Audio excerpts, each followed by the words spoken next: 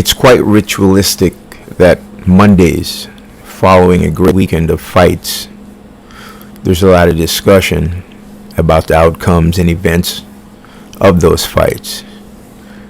This is such a Monday morning, and the topic of the day is Mr. Teofimo Lopez versus Mr. George Kambosos Jr.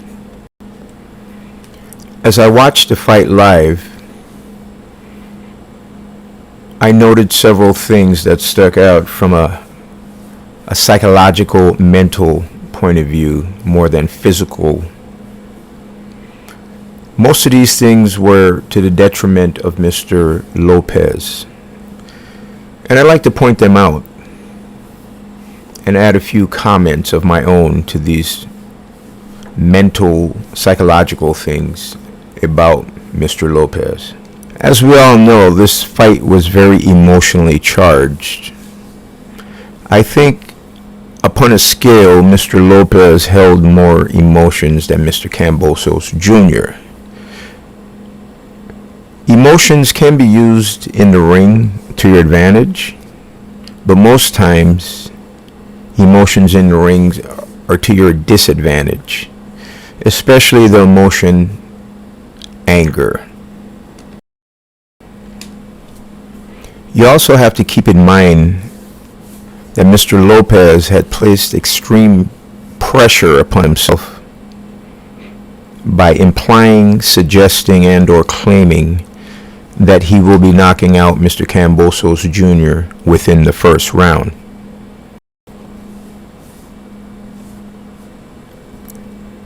Let me start by saying I am not a psychologist, and I know nothing of that field. But I do know boxing, from training fighters, inside and out the ring, and actually boxing and sparring.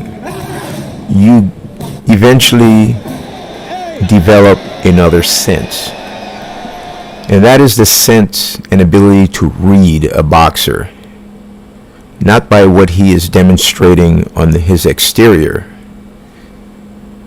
but reading what's going on in the inside.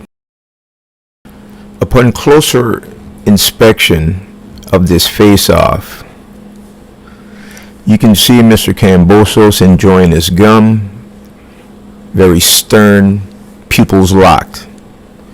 On the other hand, Mr. Lopez, his pupil seems to wander, like he's searching for something. He's not sure. I can't call it, but this was the first thing I noticed. Alright, on with the show. Enough of that talk. First round was very action-packed, I will admit. Like I mentioned before, there was a lot of emotions riding here. And I think the brunt of the emotions rode on Mr. Lopez's shoulder.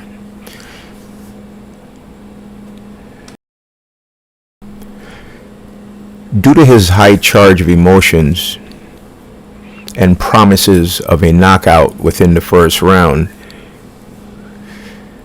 Mr. Lopez went about the first round in a very unrecommended manner. He brought the heat. I mean, the fans like this. This is what I like to see also. But he did not think much when he brought the heat, because he was overcame by emotions and committed to the knockout that he promised.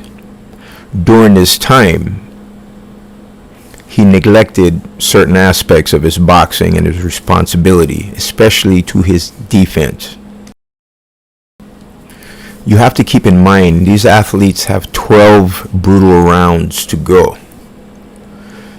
The normal route of using the first round as a warm-up round, a feel-out round to gauge your opponent, what he might do or might not do, is still highly advisable.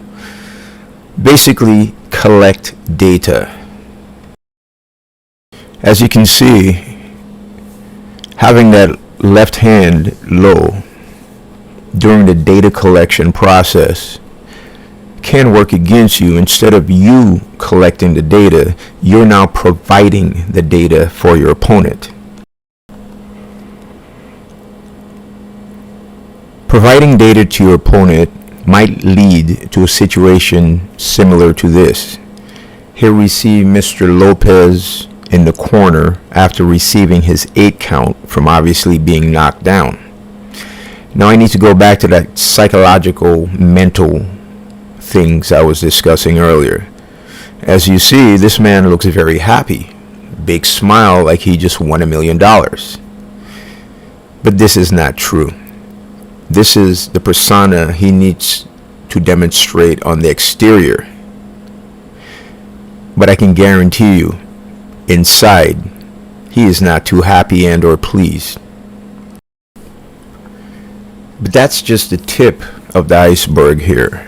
Immediately following that 8 count and several punches thrown, climaxed by the bell ringing, Mr. Lopez finds himself in another dilemma. And this dilemma has nothing to do with Mr. Kambosos Jr. We now shift our attention to the senior Lopez. Now I'm going to pause for a second and change my route of attack here. I have to simply say this. There are times in your life, it doesn't happen to be boxing, it could be any walk of life, but there are times when we come up to a situation that we've never experienced before. We're not versed at this. It's the first time. And we might have to wing it. We do not have any previous experience to draw upon. And I believe the senior Lopez at this point in time was experiencing this situation.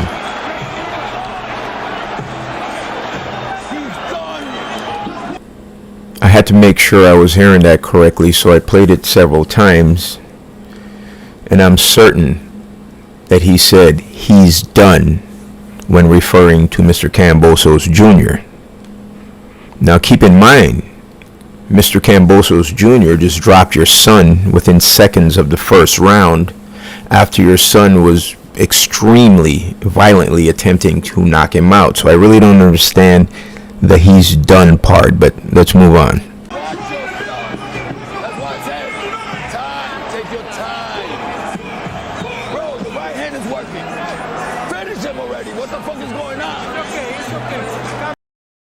Alright, strike number 2.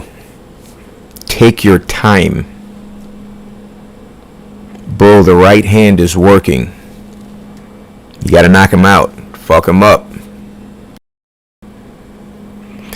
There was a couple more, but I believe you're getting the idea here. Mr. Lopez, having issues during the 3 minutes, comes to his corner to be replenished, get great advice, tactical input, to redeem himself. But no, he seems to be getting very conflicting information from his dad, and nothing really solid for him to hold on to as he goes back out for the second round. Alright, let's move forward. Another thing I noticed was within seconds of the 4th round, Mr. Lopez does something that I've never seen him do before. He switches to southpaw. And from a coaching technical point of view, I can tell you that normally there's 3 reasons why a boxer switches stances. 1, there's nothing happening. He can't do anything from his normal stance, so he tries something different. Number 2, maybe that lead side is a bit tired. A lot of lactic acid buildup from being worked more than the other side, so he switches to alleviate. And number 3, which I think is the most important time and reason to switch, is you know what you're doing. You're versed at the southpaw or the other stance. This is something you commonly do in the gym and sparring in the mitts also. But in Mr. Lopez's case, I don't think any of those scenarios applied. He was lost. It wasn't working. This is the fourth round, and the three previous rounds did not go his way in any way, shape, or form. Another indicator that there was great turmoil inside, at the beginning of the sixth round,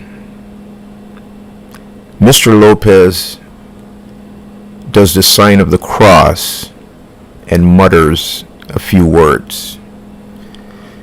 I rewound a couple times, try to do my best lip reading, and I believe, I could be wrong, but I believe what he said was, "Come on, baby."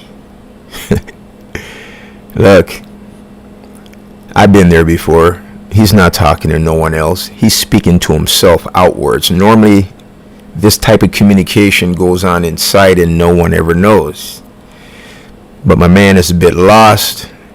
He's never been in this situation. Things aren't going his way and he knows it.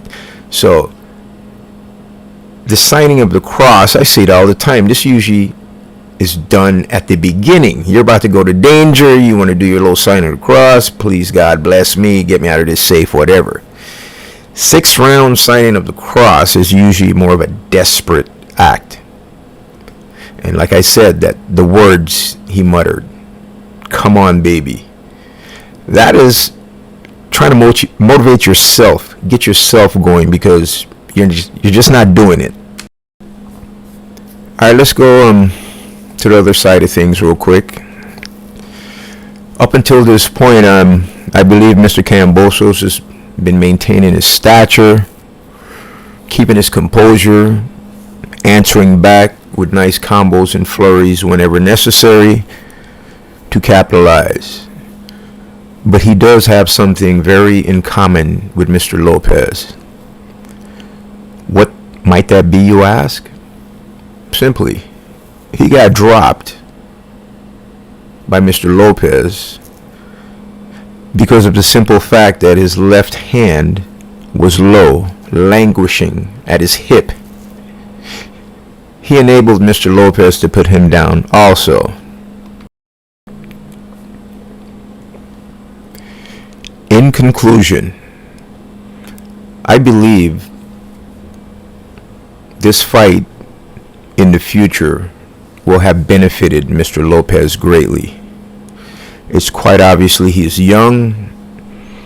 He seemed to demonstrate a great deal of denial at the end of the fight about the outcome of the fight, and I kind of understand that a little bit. He put himself in that situation. It's hard for him to now believe that he's lost, but it'll come to him. This loss might be the best thing that happened to him for the future. There's a great quote that I ran across several years ago, and it goes something like this: in order for one to truly know victory, one must also know defeat.